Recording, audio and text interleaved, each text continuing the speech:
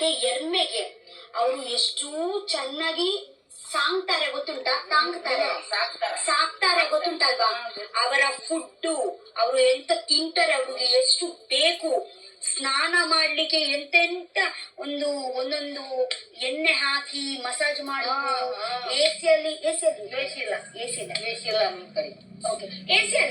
ಎಂತೆಂತ ಬೇರೆ ಫ್ಯಾನ್ ಬೇಕು, ಅವರಿಗೆ ಹಸಿ ಇದೆ. ಈಗ ಮಂಚದಾನಿ ಬೇಕು ಅವಕ್ಕ.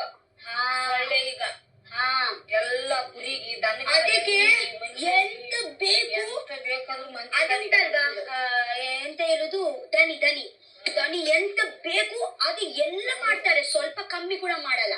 ಆಗ ನಂತರ ರೇಸಿಂಗ್ ಅಲ್ಲಿ ಅವು ದುಡಿತಾವಲ್ಲ ಹೊಲದಲ್ಲಿ.